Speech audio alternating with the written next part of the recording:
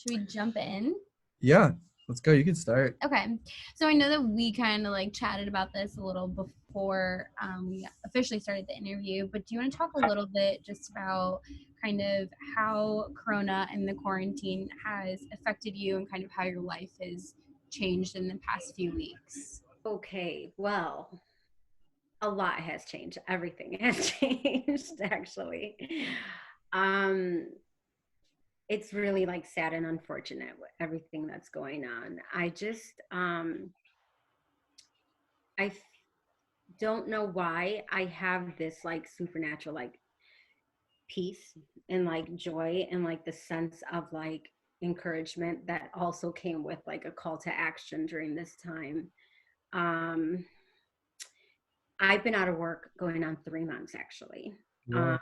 I I'm self-employed. I run, two different businesses, and I haven't received any income in a while, and I don't know what's going to happen. And I think it's for about a day, it was like easy to be like, well, I don't know. Like I felt a call to like help certain people because I started paying attention to like certain things that were going on around me, even though, I'm not out as much.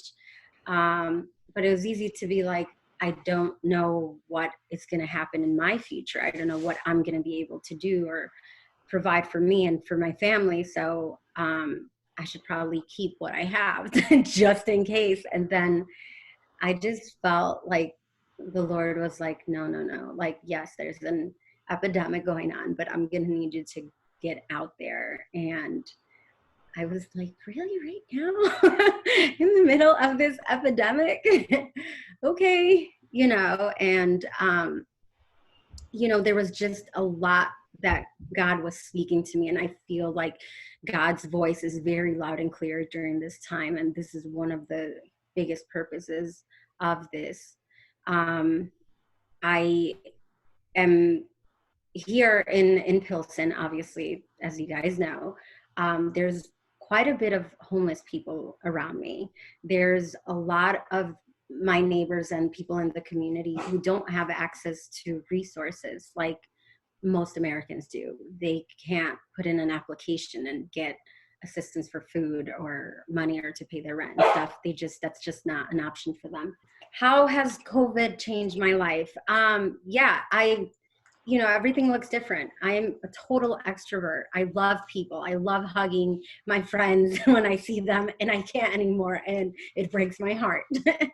I just, everything has been impacted, but I also feel a sense of like joy in this time, knowing that God is working out a lot of things and shaking off a lot of things in my life and a lot of people's lives that kind of need to go. It's like a time of renewal and like, filtering in a sense. I believe from what, God has been revealing to me.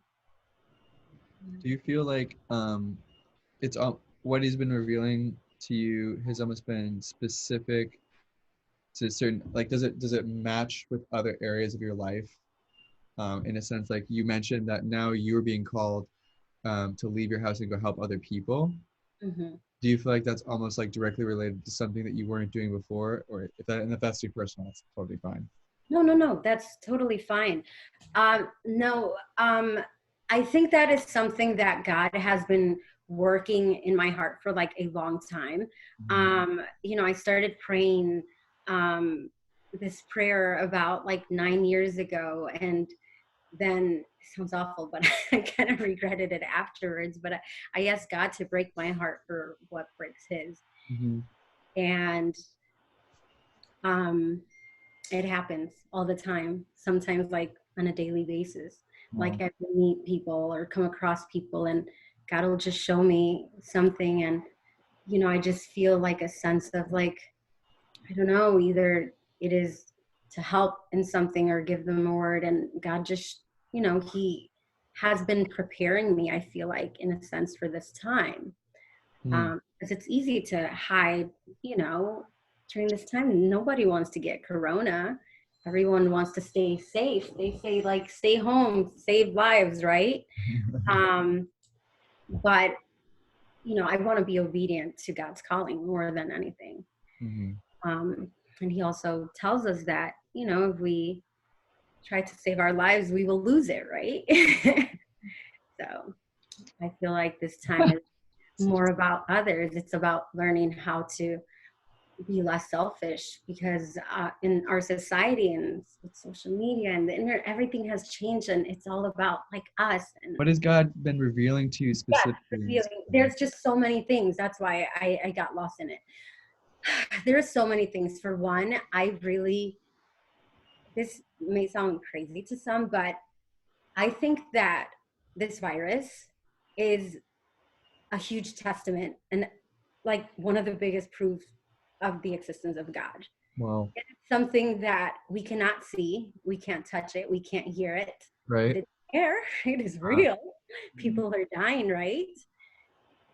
I mean, we can't see, and of course we talk to God, but we can't touch him, but we know he's there. Like when you start walking with the Lord, like his presence is there and you cannot deny that. And I think he is starting to reveal himself to people who have had questions, who were unsure, who were on the fence, who, or have had like, just certain apprehensions with coming to faith. I think this time is like a time of awakening in a sense. Wow. Yeah. That is one thing that's like recently I feel like God has been revealing to me. But I really feel like God is doing a new thing. That he's really doing a new thing in this time, and there is just gonna be a sense of renewal. It's gonna be different, and because we're human, it's hard for us to adapt to change. But out of all of these bad things, like he will bring something good out of it. Absolutely. And this will all turn to good for God's glory at the end of the day. So I think that him giving me that revelation has given me like a tremendous amount of peace and even joy, regardless of like what my personal circumstances may look like. Because, if I start thinking about like, can I do this out of my own strength, out of my own economic ability, out of my own, just hands, like I won't be able to do it. But when I put that burden on God's hands and I lay it all at his feet, he tells me, I'm not asking you to do it out of your own strength. I will provide everything. You just move. I need you to walk in faith, not, just talk about it and have good intentions, because that's not going to get us anywhere. We need to really take this time to like stand up and walk the walk with God, Wow. Because it's easy to call ourselves a believer and say we love the Lord and we love our neighbor, but love is an action. If we truly love our neighbors, we're going to make sure that if I'm eating, my neighbors are eating. If I'm eating, everyone's eating, If not, I'm not eating either. That is so crazy. Like when I hear you talk about this stuff, it's like stuff that you hear, but coming from you and hearing your journey and hearing kind of the way that God has been working in you, it's so real the way that when you say it. And it sounds like you're almost going through the phase of like relearning the simple truths, but like feeling that weight of it, like, oh shoot, like that is really real. And now like you're so burdened with this. Right. To tell other people. And I wanted to take that into what you've been doing, not so small scale now, with feeding people, feeding the homeless people, feeding just the community residents of the Pilsen neighborhood here in Chicago. Can you just tell us a little bit about what's going on? How did it start? And what does it look like right now? So it started on a dark, lonely night. So it was one of those sleepless nights for sure.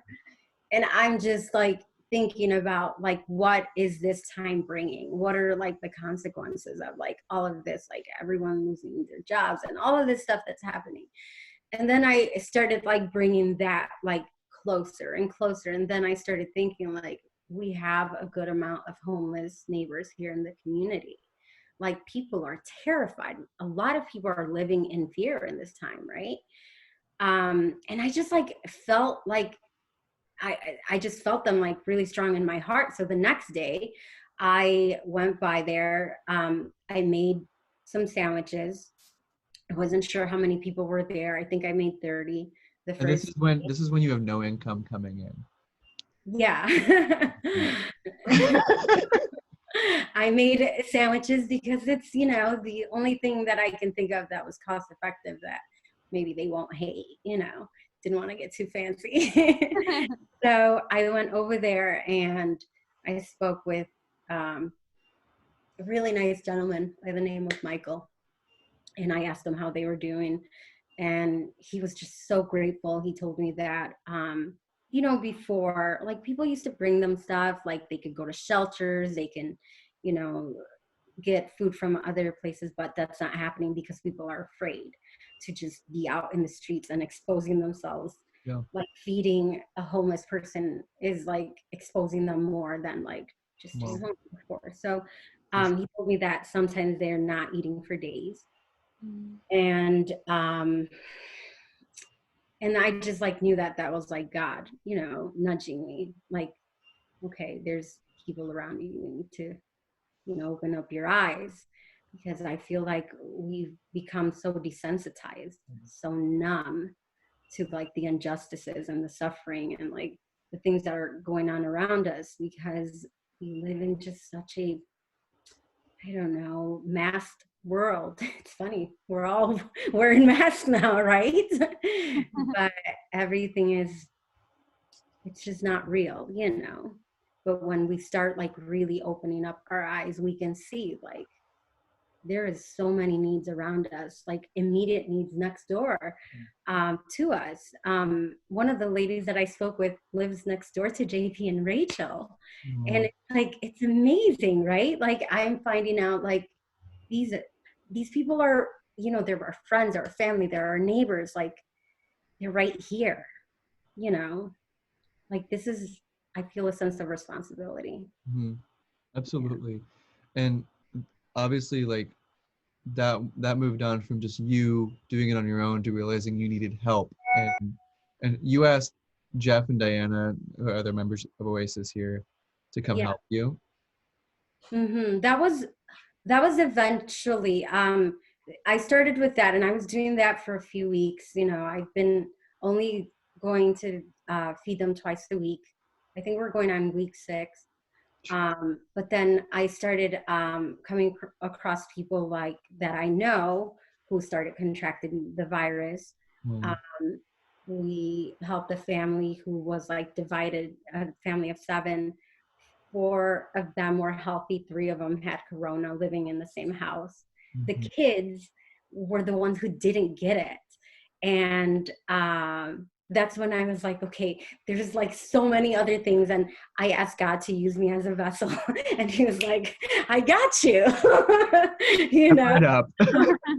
you gotta be careful. Like, those prayers need to be really specific. And I feel like it's a blessing, right? It's such a blessing to be a blessing. So, when God started like bringing all of these other needs, I was like, okay, there's no way I'm going to be able to take this on all by myself. It's a lot that, and like, I'm in classes and still trying to keep my companies above water and stuff. But then starting to let go of that stuff, because it's like there's nothing really I can do. Like, I need to focus on what God wants me to focus on right now. And it started becoming more of just like looking out for the neighbors and the people around us. Wow. Yeah. Mm-hmm. That's super So that's when the church came. They helped with helping that family. We provided meals for them for a little bit over a week, so the children didn't have to go into the kitchen and expose themselves to them, because the mom who had corona had to still cook for all of them, but she couldn't cook for the kids that didn't have the virus. It was just like mind-blowing. So then we got them a mini fridge and a microwave so they didn't have to go in the kitchen as well. And we bought them like just a bunch of groceries and snacks. So, you know, just like to try to keep them separated. By God's grace, they didn't contract the virus. Wow, praise Yeah. God. That's incredible.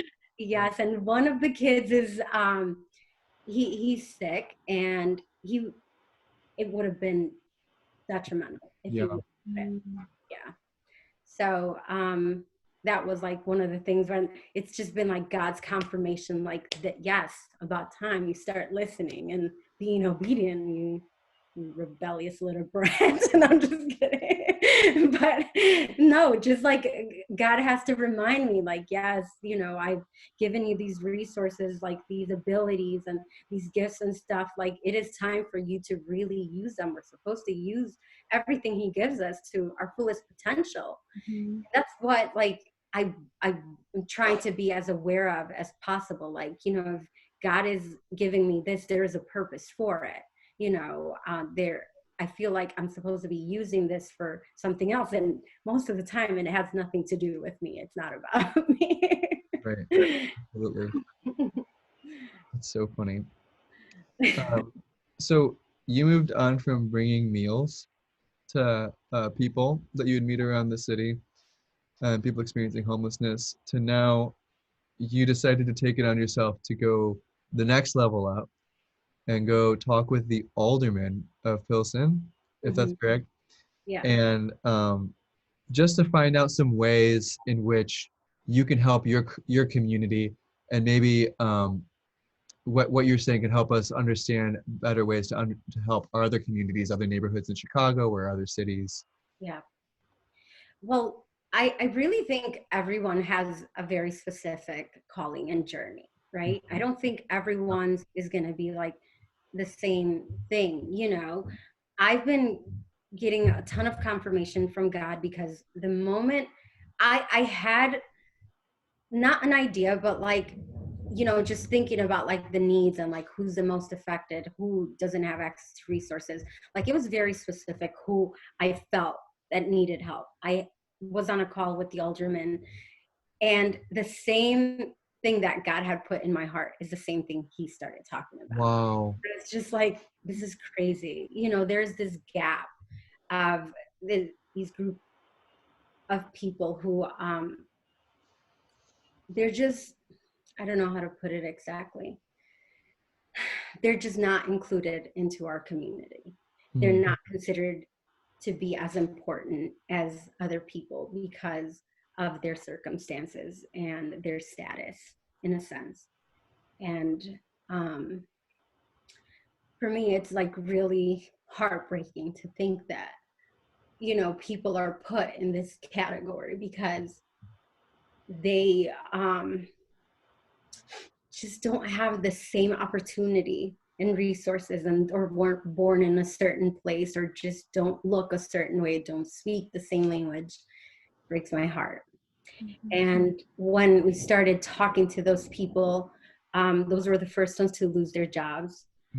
They're most of the time they have children in the house, and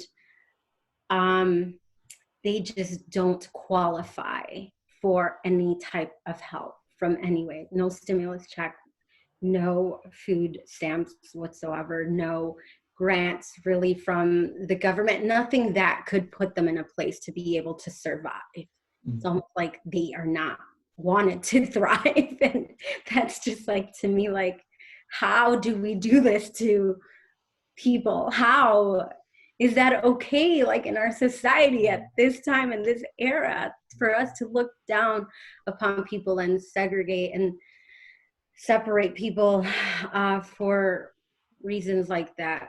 It's like nearly invisible because it's not in your face. Yeah. Wow. Yeah. And I think this is like just such an important time for us to realize that just because we're not directly being impacted by something doesn't mean this isn't a real issue. That if it's impacting my next door neighbor, someone in my community, it impacts us. We're all connected. That's right.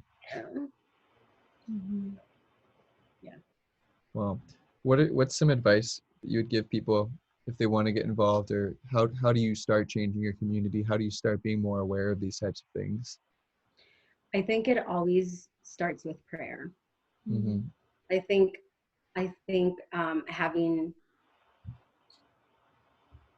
just these real conversations with God, having then the wisdom to discern what it is that God is calling us to do, Sure. or where he wants us to be, or whatever we may be doing, and then really just taking action, like getting up and actually doing it, not just saying like, or wanting to, or having the intention, but just doing it. Mom, It's so good. that's amazing. Well, did you have any other points or any other thing that you'd want to mention? I can't think of anything right now. What's your favorite stay-at-home activity that you've done? Oh gosh. Weirdest one. Weirdest one. I was telling Peyton I haven't watched like hardly any TV at all. I haven't. Yes, records. I've been really into my I Yeah. love that. breakfast at Tiffany's. So yeah, my favorite stay-at-home activity would be listening to records from like the 20s and the 30s. Awesome. We'll have Yeah. to do a record swap sometime. Yeah, it just like, it really like has eased me. Like I'm up late at night and it's just been a little weird, and that just puts me in